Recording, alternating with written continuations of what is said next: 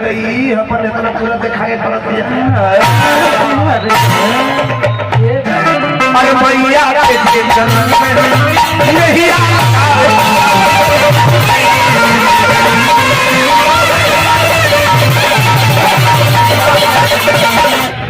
जोन निकले तो पाकिट में हाथ डाले ले भाई ले आयो ले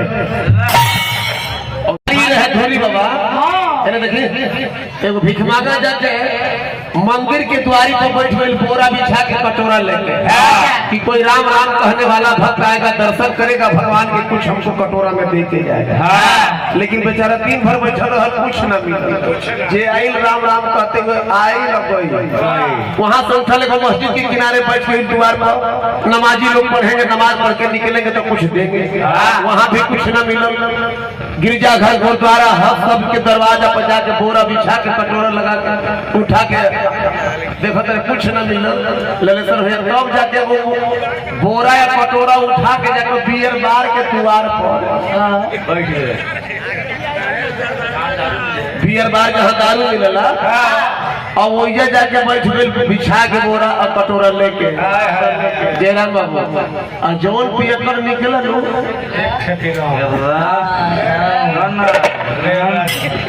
और जौन निकले तो पाकिट में हाथ डाले ले भाई ले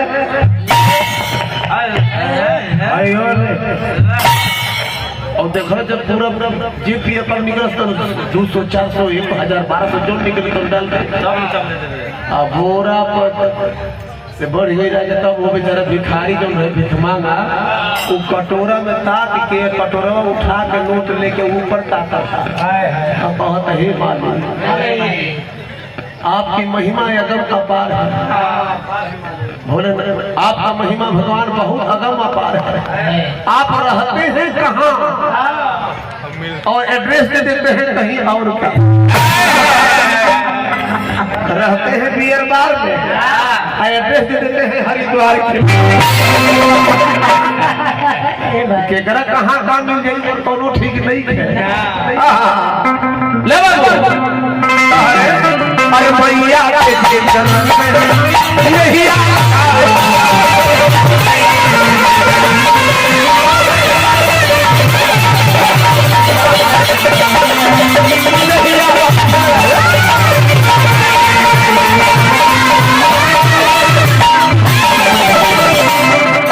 दुनिया में दुश्मन के मुहे आदमी रन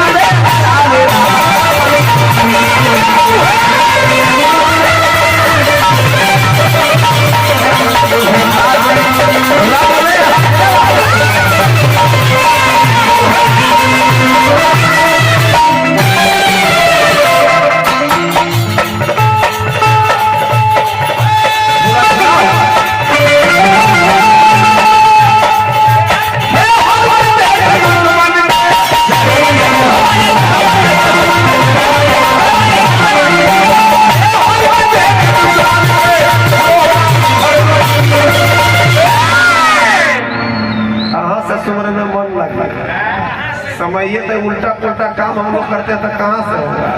हम कहते कि हेहर के देखे दुनिया में रोवा सिहर गई अपन इतना पूरा दिखाए पड़त दिया भजन में लगन लगेगा यही से ये नहीं रहूं मैंने कहो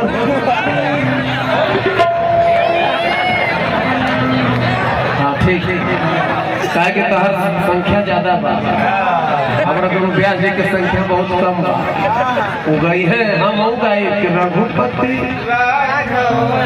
राजा पति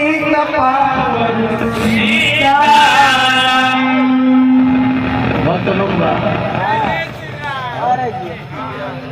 चलिए कमेटी के अध्यक्ष भैया बड़े संतोष साहब जी की तरफ से मांगले पर खाया जीते जलवा लोग पैसा मांगे मांग के हो जाएगा कि माइक करने के उनको भी दीजिए तो बरखा आने के संभव बहुत बहुत पुरस्कार हार्दिक स्वागत है बबुआ। कहीं दुर्गा काली लक्ष्मी सरस्वती की पूजी चाहे मत पूजी, महतारी और बाप से बने माँ और बाप से दुनिया में बड़ कोई पूजने जोग दुनिया में नहीं। इससे बड़ा का कोई देवी देवता नहीं। माता पिता कब रोते हैं दिल खोल खोल? जो बेटी घर छोड़ देती है विदाई के लिए। एक पिता एक माँ और पिताजी दिल खोलकर भूखा फाड़ के रोते हैं कब?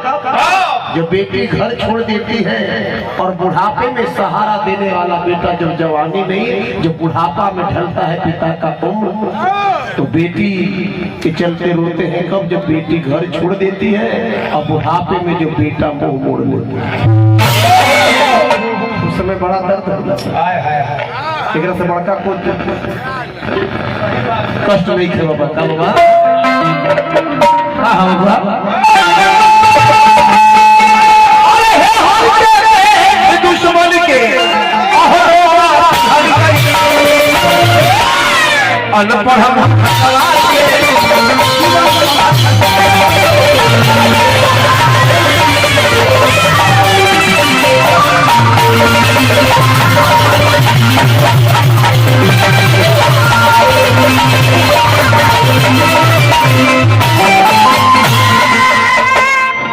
गिटार बजाने वाला है तुम ढाल धमा दिए, इसलिए मैं किधर से उधर चला जाता है।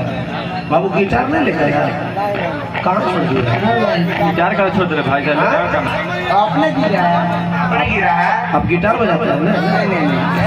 नान नान नान गिटार मामा ही छोड़ दे।